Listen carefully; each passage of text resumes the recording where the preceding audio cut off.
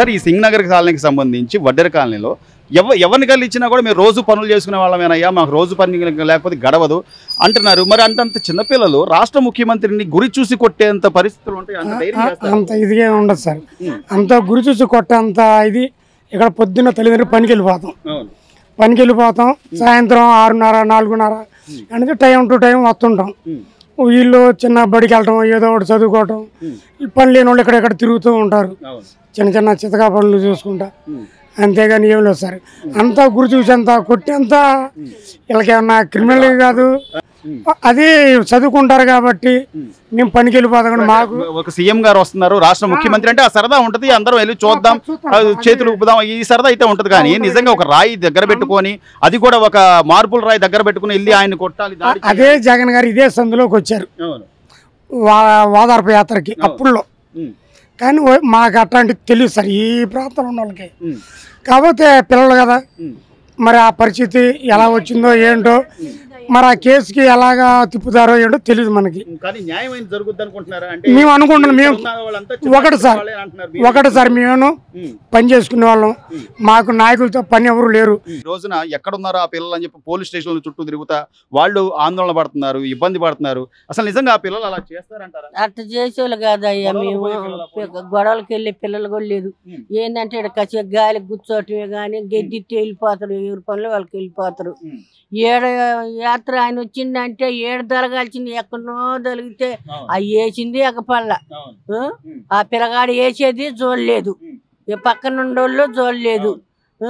అంటే వస్తున్న వార్తలు ఏంటంటే 300 రూపాయలు ఇస్తా అన్నారు, 350 రూపాయలు ఎంత ఇస్తా అన్నారు, ఒక క్వార్టర్ బాటిల్ ఇస్తా అన్నారు, మాకు మందు ఇచ్చారు కానీ డబ్బులు ఇవ్వలేదు, అందుకనే వేసానని అబ్బాయి చెప్తున్నట్టుగా కొన్ని వార్తలు బయటకు వస్తాయి. తాగోళ్ళు కాదు, పిల్లలు కాదు, తాగిపోతే కాదు, ఏం కాదు. కానీ దుగులు ఎన్న కూర్చునేది, రయ్యం బొగులు ఎన్న కూర్చుంటాం, 4ంటికి లేస్తాం, 5ంటికి దూచుకాని వెళ్ళిపోతుంటాం. ఎందుకమ్మా అంటే మరి ఈ కాలనీలోనే ఈ పిల్లలే చేశారు అని అంత పర్టికులర్ గా పోనీ ఏమైనా ఆధారాలు చూపించారా? వీడియో గానీ ఏ ఆధారం లేదా? ఆధారం పోనీ పిల్లలు రాళ్ళు వేసినట్టుగా, పక్కమటి పిల్లలు అయినా కూడా రాళ్ళు వేసినట్టుగా, ఈ తీసేసినట్టుగా కానొస్తుంది కదా. కాని రాలేదు, చేయలేదు. పిల్లల్ని తెల్లారి గట్ల వచ్చేది తీసుకొని వెళ్ళిపోయారు.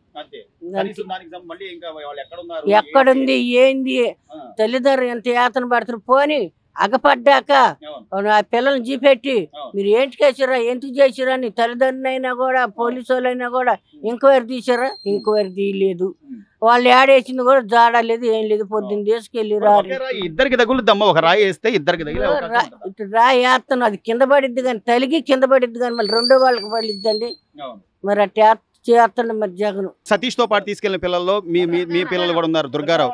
అసలు ఏం జరిగిందమ్మా, ఏం చెప్పారు? మీకు ఏమైనా ఆధారాలు చూపించారా? ఈ పిల్లలే చేశారని? ఈ పిల్లలు చేశారని ఏం ఆధారాలు ఏం చూపెట్టలేదండి. వీడియో కెమెరాలు అవి కూడా ఏం పిల్లలు ఏం తెలీదు, వాళ్ళని తెలీదు. కానీ పొకారు లేపారు. లేపి ఏం చేశారు అంటున్నారు వాళ్ళు? రాయి పెట్టి కొట్టారా, లేకపోతే రాయి పెట్టి కొట్టినోడిని ప్రోత్సహించారని చెప్తున్నారా, లేకపోతే ఏం చెప్తున్నారు? సతీష్ రాయి పెట్టి కొడితే వీళ్ళు పక్కన ఉన్నారు అని వచ్చింది ఫోన్లలో. దాంట్లో చిన్న చిన్న పిల్లలు 15 సంవత్సరాల లోపు పిల్లలు అంటున్నారు. సీఎం 15 సంవత్సరాలు 15 వెళ్ళి 16 ఏళ్ళు మా అబ్బాయి పనులకి వెళ్తారు. అందరు పనులకి వెళ్తారు. మట్టి పని చేస్తారు. మట్టి పని చేస్తారు. ఇక్కడ ఉన్న కాలనీలో వాళ్ళంతా కూడా రోజు గడిస్తే అంటే పనికి వెళ్తే గానీ రోజు గడవని పరిస్థితి ఉంది. మరి మీరు అంటే ఈ పిల్లలు గానీ ఒక రాష్ట్ర ముఖ్యమంత్రిని వెళ్ళి రాయితో కొట్టాలి అనే ఆలోచన చేస్తారంట? అసలు చేయరండి, అసలు లేదు. ఎందుకు చేస్తారండి? అసలు పగ ఏం చేద్దానికి? మామయ్య అన్నందుకు మాకెంత బాధ పెట్టిండు మామయ్య. ఇప్పుడు అసలు మాకేమి చెప్పలేదండి. పిల్లగాన్ని ఓట్ల ఎలక్షన్ కదమ్మా, ఒక అరగంట సెట్ చేసి పంపిస్తామమ్మా. చెకింగ్ చేసి బాన్పిస్లు 5 ఆగుతున్నారు పిల్లలు. రోజుకి 2 తీసుకెళ్ళి చెకింగ్ చేస్తున్నాం. ఇప్పుడు మీ అబ్బాయిని ఇంకో అబ్బాయిని తీసుకెళ్తాం అంట.